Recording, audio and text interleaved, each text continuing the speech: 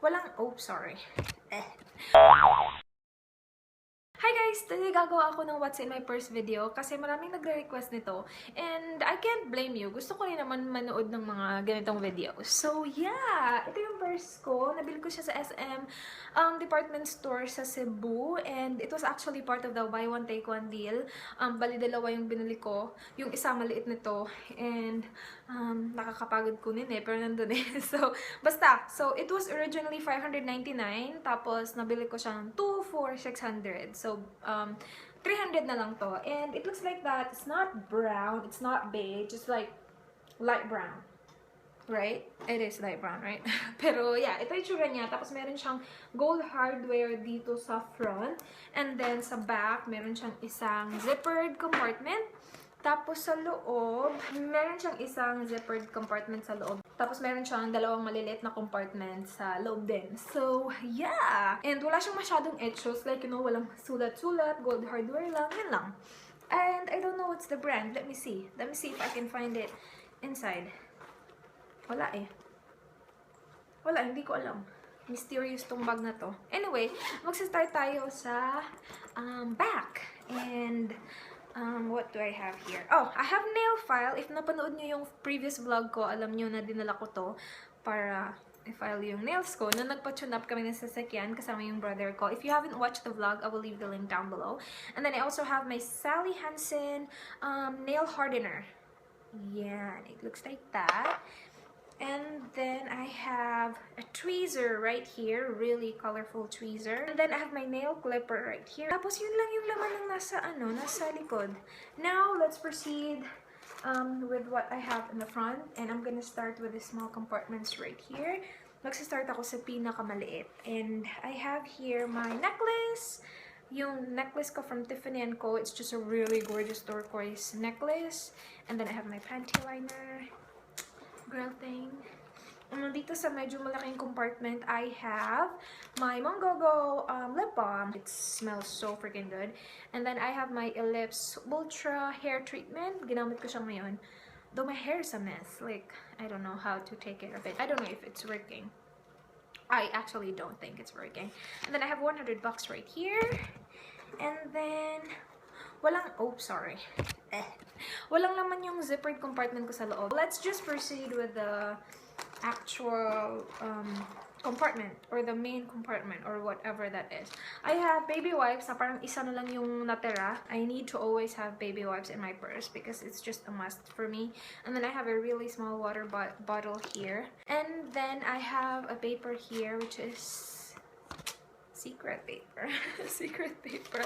And then I have a receipt. Ano ba to?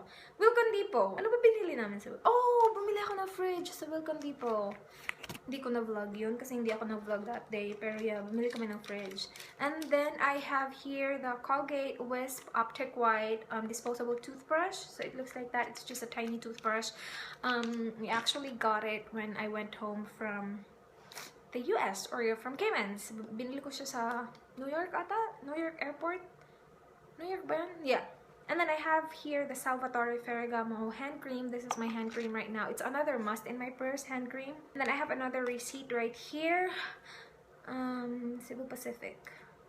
Yeah, kinailangan ko magbayad ng ticket ko sa airport mismo. Kasi binayaran ko siya online, kaya lang nag-decline yung card ko.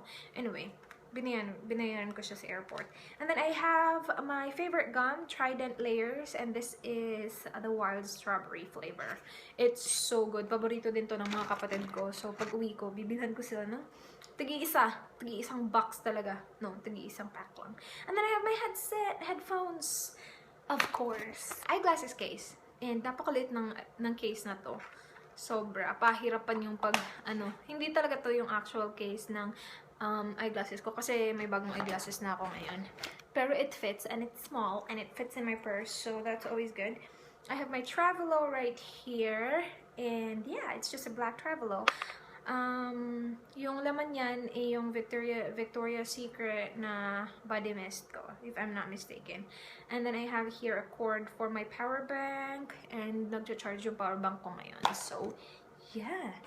And then I have this one, kailangan kong bumili nito. Then I have two more receipts. This one is another receipt, and another receipt. Ito, receipt ng magnet sa isang airport na pinanggalingan ko. Oil blotting sheets. It's just, I don't know what character is that, but it's black and it's cute. And napakatagal na sa akin ng oil blotting sheet na yan. Sobra. Nasa Pilipinas pa ako mga siguro more than a year old na yan. Ang tanda na. Napakita ko na ba to? Receipt? Whatever. And then I have here another panty liner. Girls, girls, girls. And then, here, plastic bag. Ano ba to? Oh yeah, I remember. Ito yung nilagyan ng adapter ko nung binili ko siya sa airport. So yeah, that's it, you guys. And yun na yung laman ng purse ko. Wala na siyang laman. Wala ako masyadong basura dito kasi bago nga lang, diba? So yeah, and yun na yung lahat. So, salamat sa panonood. And comment down below kung anong mga video requests ang gusto nyo makita sa susunod. Gusto ko mag-film ngayon habang may time ako at habang napakalakas ng internet dito para upload agad-agad, diba?